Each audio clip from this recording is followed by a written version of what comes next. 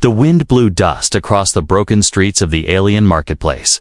It was late evening, and most vendors had packed their stalls. But in one corner, behind rusted crates and trash bins, something moved. It was small, weak, and nearly invisible. In the dim red light, a young alien mother, skin pale and bruised, held her crying baby close to her chest. Her name was Lyra, and she had not eaten in 2 days. Her baby's wails grew louder, thin and full of hunger. People walked past without. Looking, some covered their noses, some laughed. "She's still alive?" One alien merchant sneered. "Leave, beggar," said another. Kicking a small rock at her foot, Lyra did not speak. She didn't have the strength to argue or cry. She just pressed her lips to her baby's head and whispered softly, "I'm sorry, I'm so sorry." The baby kept crying. A soft, desperate sound that echoed in the silent corner. Lyra's eyes searched for food. Any scraps? Any drop of water? She saw a stall with leftover fruit. Half-rotten but still edible, her legs shook as she stood up. Hiding her baby under her cloak, she crawled quietly. One step at a time, toward the stall. Just as her hand reached the bruised fruit, a harsh voice shouted, "Thief!" A strong alien vendor grabbed her by the arm and yanked her back. She screamed as her knees hit the hard ground. Her baby cried louder, shaking inside the cloak. The vendor raised his hand and slapped her hard. Blood touched her lip. Her vision blurred. A few people gathered, laughing, pointing. "She should be sold," someone said. "She's useless," said another. "Even her baby sounds defective." Suddenly, the crowd went silent. Boots stepped forward heavy, calm, and out of place. A human had entered the scene, tall, quiet, and dressed in dark gear. His name was Jason. He had just arrived in this part of the galaxy, passing through, looking for supplies, but something had stopped him. The sound of a baby crying, so sharp, so helpless, it pulled at him like a string. He saw the alien woman bleeding, weak, trembling, and still shielding her child. He saw the vendor holding her hair and yelling. And Jason stepped forward without a word. "Let her go," he said firmly. The vendor looked at him and laughed. "A human? You want to buy this trash?"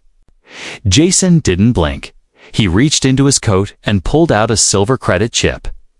"I said, let her go. She's not even for sale." The vendor scoffed. "She's garbage." Jason's eyes narrowed. "I'll pay more than her worth. Not because she's garbage, but because she's alive." The vendor frowned. People began whispering. Watching, curious and confused, Lyra looked up at the human with dazed eyes. Oh. She had never seen kindness in any face, not in years, not since her capture. Why was this man helping her? Jason knelt beside her slowly. He didn't reach out, didn't force anything. Instead, he placed the credit chip on the ground between them. Then he looked at the baby, still hidden under the torn cloak. "Is the baby okay?" he asked softly.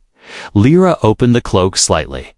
The baby's face was thin and pale, but still breathing. Jason took a small water bottle from his belt and handed it to her. Lyra stared at it like it was gold. She gave it to the child, drop by drop, hands trembling, eyes wide. A tear rolled down her cheek. Not from pain, but from shock. Someone had helped her. Not hurt her, not kicked her, but helped. Jason stood up and faced the vendor again. "She's coming with me," he said. The vendor growled, but took the chip and stepped back. "You'll regret this," he muttered. Jason ignored him. He looked down at Lyra again. "Can you walk?" She nodded slowly, cradling the baby closer. Jason held out a hand, but she hesitated.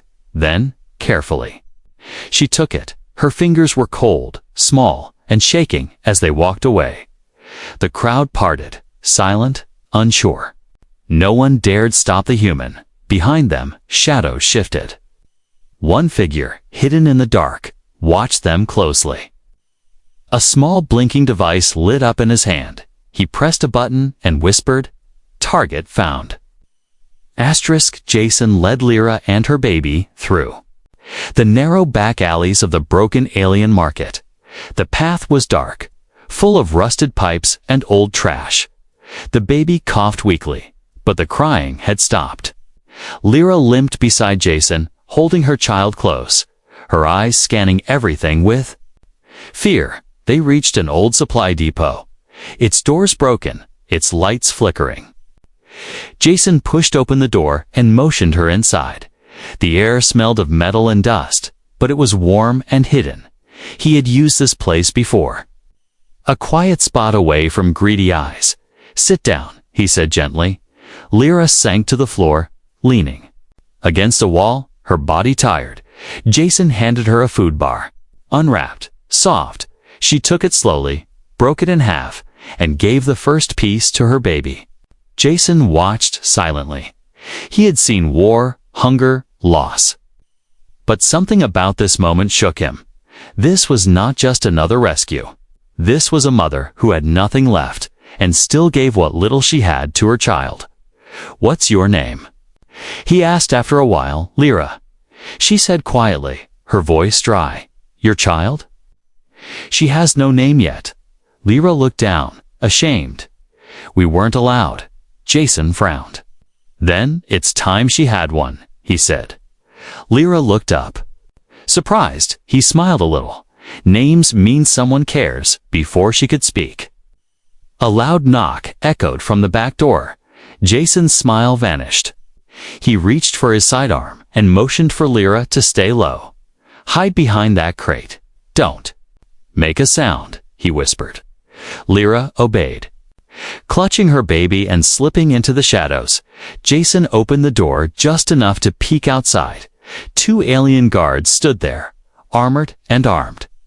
"We're looking for a runaway female," one said harshly, and her infant, Jason raised an eyebrow. "Haven't seen anyone," he said, his tone calm but firm.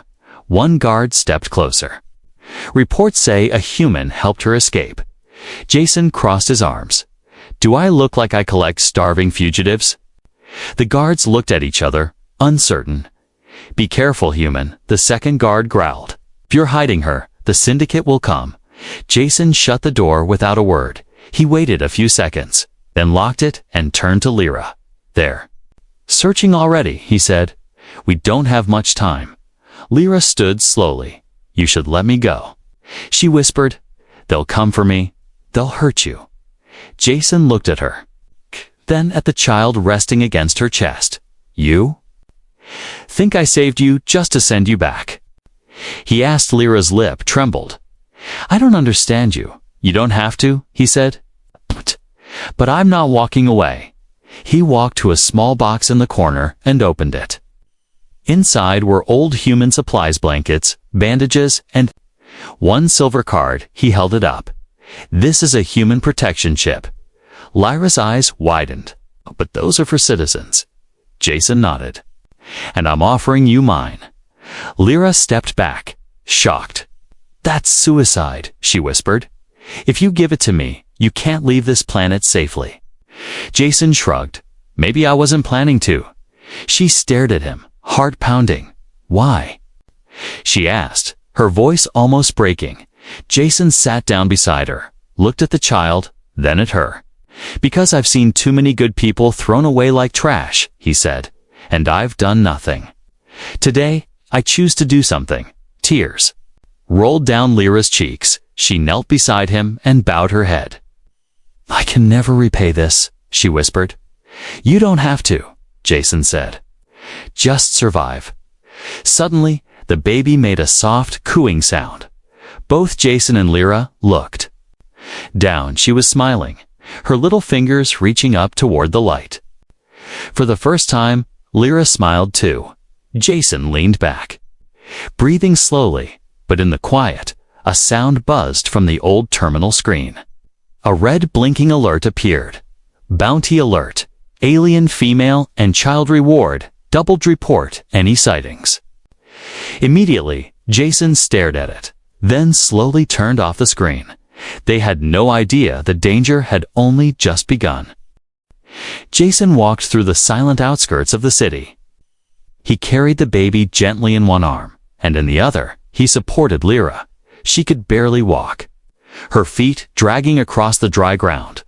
Behind them, lights from patrol drones blinked. In the sky, moving slowly but searching, "We're almost there," Jason whispered. They crossed a narrow path filled with broken machines and twisted metal at the edge of a dead zone. Jason stopped in front of an old, rusted building. The roof was cracked, the doors half-hanging, but to him, it was perfect. "This used to be a repair shed," he said softly. "No one comes here anymore." He pushed the door open. The hinges creaked loudly. Dust danced in the orange light of sunset pouring through a shattered window. The air smelled like burnt oil and dry wood, but it was quiet, hidden, and safe. Jason looked around quickly, then helped Lyra sit on a soft pile of old cloth. The baby in his arms stirred, tiny hands reaching toward the ceiling. Jason smiled faintly, then carefully handed the baby back to Lyra. The child settled quickly in her mother's arms, a small sigh escaping her lips. Lyra closed her eyes for a moment, breathing deeply. "I never thought we'd see another night," she whispered. Jason walked over to an old crate and opened it. Inside were small rations, a water filter, and a few emergency supplies he had hidden long ago. He brought over a small meal pack and began heating it using a portable heater. The room filled with a soft warmth and the smell of cooked grains and vegetables. Lyra's stomach growled, and she looked away in shame. Jason handed her the first portion. "Eat," he said. "You need strength." She took it slowly, her hands still trembling, and began to eat in small bites. As the baby fed quietly, Jason sat on the ground nearby. Watching them, he didn't speak, just listened to the wind outside. Then Lyra said something he didn't expect. "You risked everything for someone worthless." Jason turned to her, his expression calm but firm. "You're not worthless," he said. "You're a mother. And that makes you stronger than you." "No." Lyra blinked, stunned. She had been called weak, broken, unwanted, but never strong, never something worth protecting. "I used to have a home," she said quietly, "a mate, a future. Then they took me to the colony, said I was defective, said my child was a mistake. They told me I was lucky to be fed at all." Jason didn't interrupt. He just listened, and that alone made Lyra speak more. "They bred us like animals, chose the strongest to reproduce," she said. "But my baby cried too much, and I was too small, too slow. They said we were trash, so they threw us out." Silence filled the room, heavy and cold. Jason finally spoke. "Then they're the ones who are broken, not you." Lyra looked down at her baby, now asleep in her arms. She brushed a finger over the child's forehead and whispered, "I named her Myra." Jason smiled softly. "It's a beautiful name." Suddenly, a sharp beep echoed from Jason's portable scanner. He rushed to it and checked the screen. A heat signature small wand passed the edge of the dead zone. He cursed under his breath, "Someone's tracking us." He quickly moved to the entrance, closing it tighter, stacking crates and scrap metal in front. Then he turned off all light sources. Lyra hugged Myra closer, fear rising in her chest. "Is it them?" she whispered. "Could be scouts, bounty sniffers, maybe worse." Jason replied, "We need to move again, but not tonight." He sat beside them and pulled out a pulse pistol. "If anyone comes, I'll handle it," he said. "You should. Sleep, both of you." Lyra hesitated, then nodded. Her body gave in, tired and worn, and she leaned against the wall, holding Myra. Jason stayed awake, watching the door.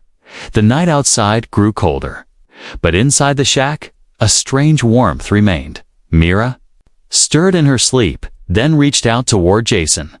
Tiny fingers brushed his hand. He looked down, surprised. Then gently held her hand in his. For a brief moment, everything was quiet. No fear, no hunger, just peace. But outside, in the distance, a small drone clicked to life. Its eyes glowed red. It had found a trace. And it turned toward the shack silently. *A. Cold wind howled through the darkness outside the shack. Jason sat quietly by the door, his pulse pistol resting on his knee. Lyra and baby Mira were asleep beside the wall, wrapped in old blankets. For a moment, it almost felt safe. Almost, but Jason's instincts never slept. He glanced at the portable scanner again, and his stomach turned. There was movement, fast and close. He rose slowly, eyes scanning through a crack in the metal wall. In the far distance, barely visible through the night fog, he saw a shape, not just one, but three. Small red lights blinked from their heads. Bounty hunters, or worse, syndicate trackers. Jason moved back to Lyra, touching her shoulder gently. She woke instantly, her eyes wide, full of fear. "They found us," Jason whispered. Lyra hugged her baby tight. "What do we do?" "We survive," Jason said firmly. He handed her a small satchel. Inside are nutrient packs, a heat capsule, and emergency credits. "If I don't make it back, take Myra and run east. There's a hidden path beyond the ridge." Lyra shook her head quickly. "No, you can't fight them alone." Jason gave a slight smile. "I've done worse." Before she could speak again, the door exploded. A bright flash filled the shack. Throwing Jason backward, three figures stepped in, wearing black armor and masks, weapons drawn. Lyra screamed and shielded Mira. Jason rolled to his feet, grabbed his pistol, and fired. The first hunter dropped with a spark of blue light. The second one dodged and lunged forward with an electric blade. Jason blocked it with a broken metal pipe and countered with a punch. They fought hard, knocking over crates, sparks flying as metal hit metal. The third hunter fired toward Lyra, missing her by inches. Jason roared and shot back, hitting him in the leg. The man fell, groaning. But Jason was breathing heavily now, his shoulder bleeding from a deep slash. Lyra crawled to him, pressing a cloth to his wound. "You can't win this," she whispered. "We need to run." Jason looked at her with pain in his eyes, but he nodded. "Grab Mira. Go through the sidewall, I'll cover you." She hesitated, then obeyed. She wrapped Mira tightly, kissed her forehead, and slipped through a broken side panel. Jason fired again, keeping the hunters pinned behind debris. One of them yelled, "Give us the girl, and we'll let you live." Jason growled. "She's not yours to take," as Lyra ran through the junkyard. Dodging sharp metal and twisted pipes, her heart pounded. She could hear the sounds of the fight behind her, each shot echoing louder than the last. She kept going, Mira in her arms, silent and still. Suddenly, a shadow dropped from above. Another hunter, this one silent and fast. He grabbed Lyra's arm. Pulling her down, Mira screamed, the only sound in the night. Lyra kicked and clawed, but she was losing. Then, out of the darkness, Jason appeared, blood on his face. Rage in his eyes, he tackled the hunter from behind, knocking him flat. His pistol was gone, so he used his fists, raw and desperate. "Touch them again," Jason growled, "and I'll make sure you never breathe." He dragged Lyra and Myra behind a large engine shell. "Keep going," he said, coughing hard. "I can't." Lyra cried, "You're bleeding. You'll die." Jason leaned close, his voice softer now. "I don't care what happens to me," he said, "but that baby deserves a life. You both do." Lyra's eyes filled with tears. "No one has ever said that to me," she whispered. "Then let this be the first," Jason said with a weak smile. Just then, the sound of engines grew louder in the sky. Jason looked up and laughed quietly. They came anyway. A human outpost drone hovered above. Lights flashing, scanning the ground. Jason raised his arm. Holding a human signal flare, it burst into the sky. Bright blue against the night, the hunters cursed and retreated into the shadows. They knew better than to fight near a human patrol. In minutes, 2 security units landed near them. Jason collapsed to his knees as soldiers ran forward. Lyra screamed, "Help him, please."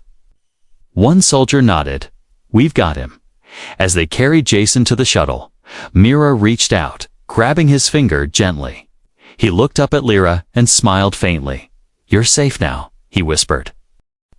The medical bay inside the human outpost was small but clean. Soft lights glowed from the walls, and machines beeped steadily. Jason lay on a narrow bed, his shoulder wrapped in white bandages. A quiet hum filled the room as the healing unit worked slowly on his injuries. Near him sat Lyra, holding Mira in her arms. She hadn't spoken much since the soldiers rescued them, but her eyes stayed on Jason every second. Never leaving him, the baby slept peacefully, her tiny hand resting on Lyra's chest. A nurse walked in, checking Jason's vitals. "He'll live," she said softly. "You brought him here just in time." Lyra nodded, her voice quiet. "He saved us." The nurse gave a kind smile and left. Silence returned to the room, heavy and warm. Then Jason stirred. Eyes blinking open, still alive, he mumbled with a weak grin. Lyra rushed to his side, her face full of relief. "You're awake," she whispered. "You didn't let me die, did you?" He joked. "You're too stubborn to die," she said, trying not to cry. Jason looked at Mira, sleeping peacefully. "She's safe," he said, his voice softer now. Lyra nodded, then her smile faded.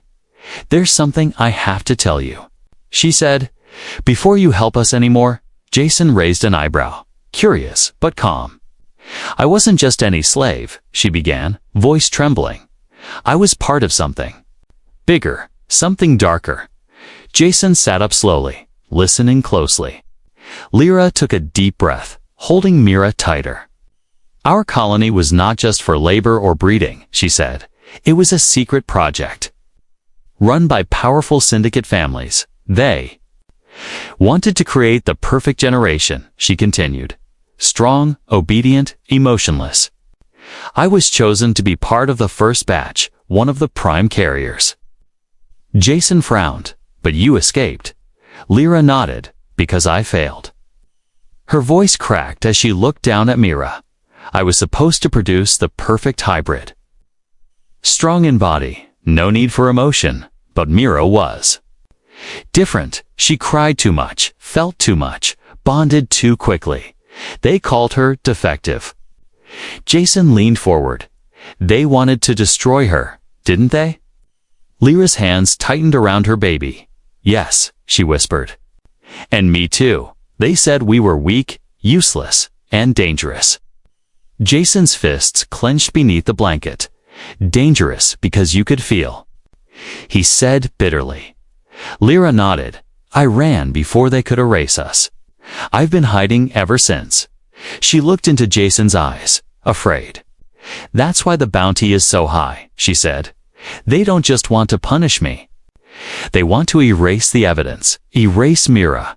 Jason's voice was firm. "They won't touch her." Lyra hesitated. "You don't understand, Jason.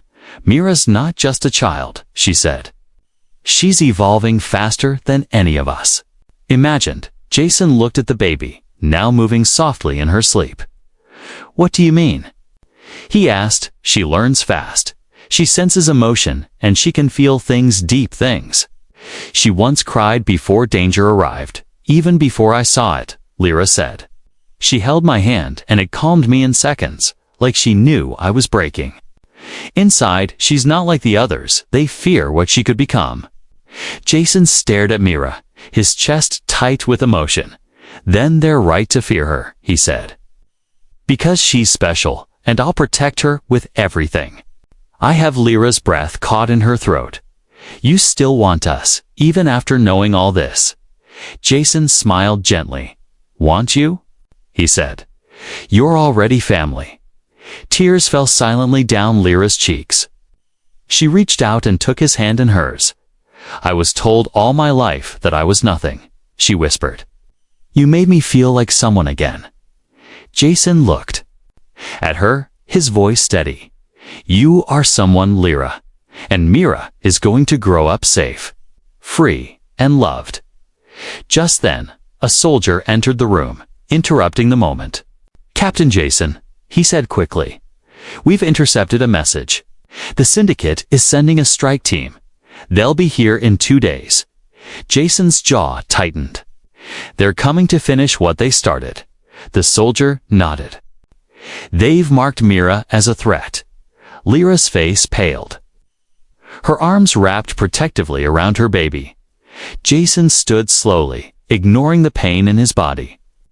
"Then we'll be ready," he said. "This time, they'll learn what it means to threaten a human's family."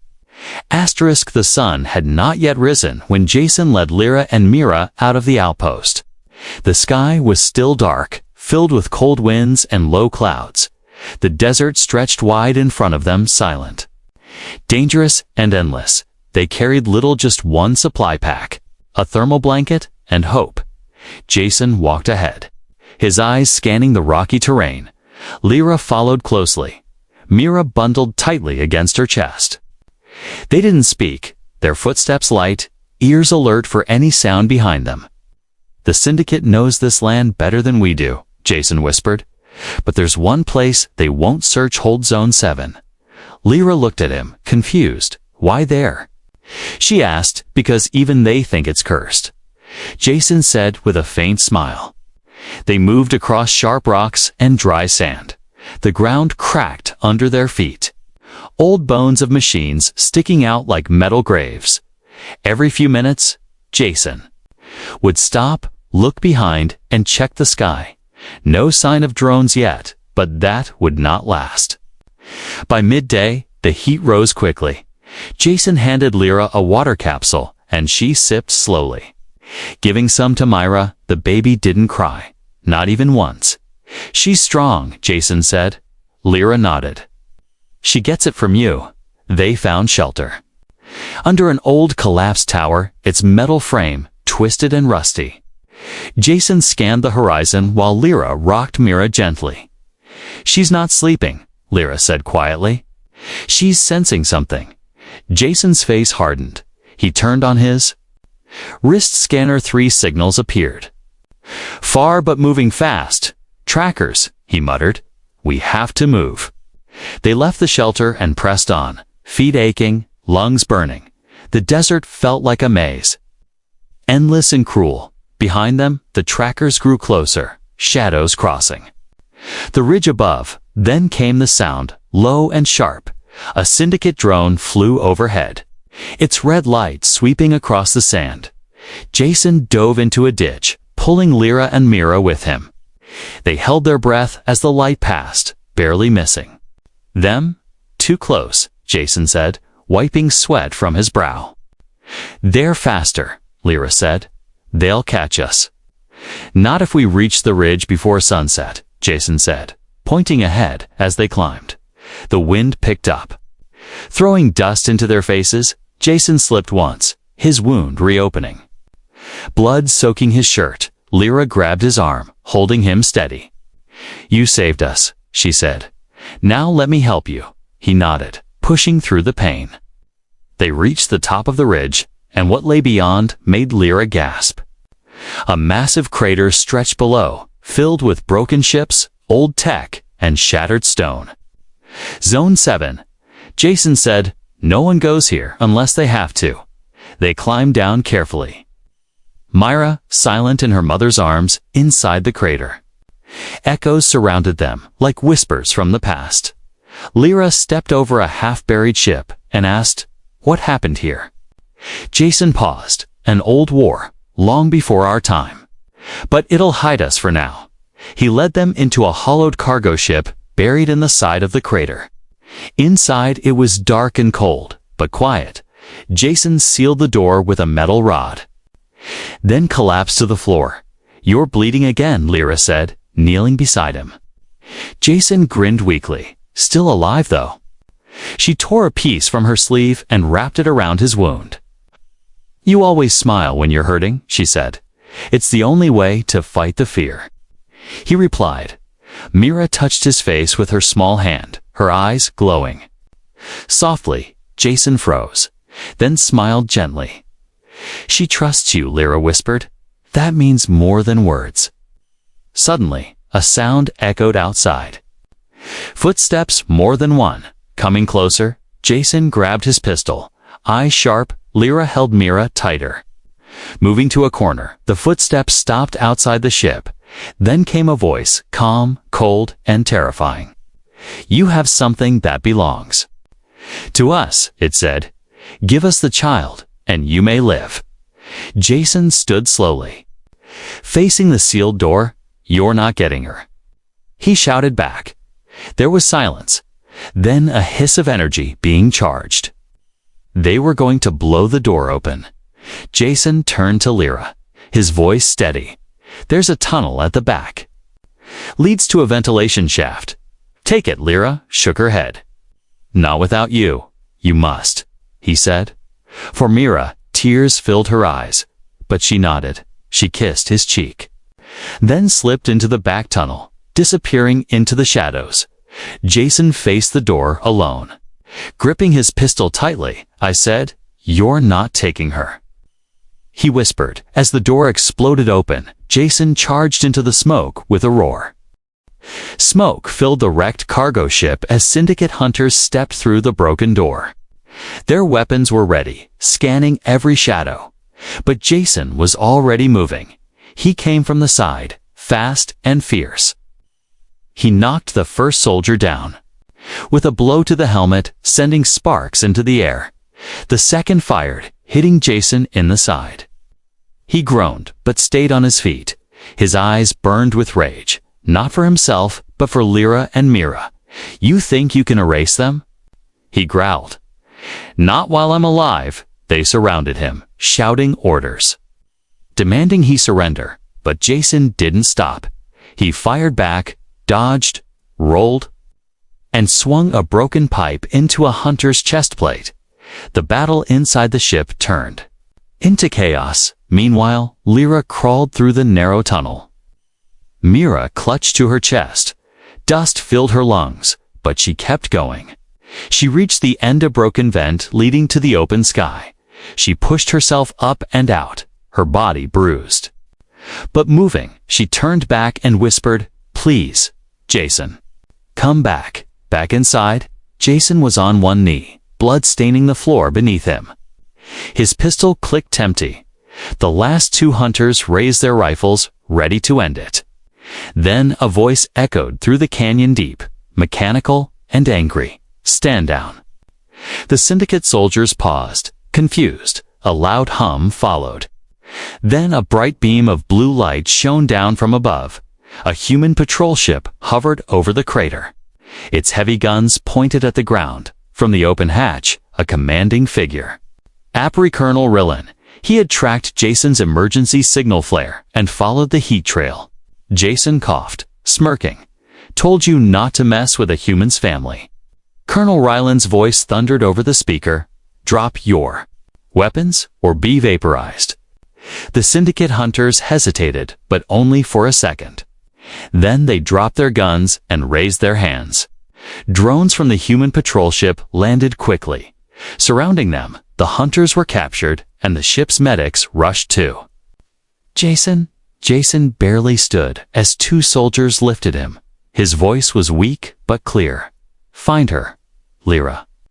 And the child, she's safe." One soldier said, "She's at the top of the ridge." Jason's head fell back, a tired smile on his face. He had done it. He kept his promise, up on the ridge. Lyra saw the human ship rise from the crater. She saw the medics carrying Jason toward it. She ran toward them, tears streaming down her face. "Jason," she called out, "please hold on." They brought her aboard, and she sat beside him, holding his hand. Mira reached out and touched his cheek, her small fingers glowing faintly. Jason blinked his eyes open, whispering, "Hey kiddo, you made it." Lyra laughed through her tears. "You stubborn, crazy human," later. In the safety of the outpost, Jason sat in a quiet recovery room. Lyra walked in with Mira in her arms. "Visitors allowed?" she asked, smiling. "Only if they bring snacks," Jason joked. She sat beside him, placing Mira in his lap. "She's been trying to say your name," Lyra whispered. Jason looked down at the baby, surprised. Mira looked up at him and softly said, "Ya." "Ya." His heart nearly stopped. "She's talking. She learns fast, remembers everything," Lyra said proudly. "She chose you, Jason." Jason looked at both of them, his voice low and full. "You're not just survivors anymore," he said. "You're part of something bigger now." "What do you mean?" Lyra asked gently. Jason took a deep breath. "I've put in a request," he said, "for full protection. Citizenship, name rights, and permanent shelter under human law." Lyra's eyes widened. "That means?" "It means," Jason said with a warm smile, "you're my family now." Lyra placed her hand over his, her eyes full of gratitude and love. "No food, no hope," she whispered. "That's what I used to believe." Jason nodded. Now I believe in something else," she said. "Because of one man who didn't walk away," Jason chuckled, looking down at Mira, who had fallen asleep in his arms. "You were never broken, Lyra," he said. "You were just waiting for someone to choose you, and now someone had."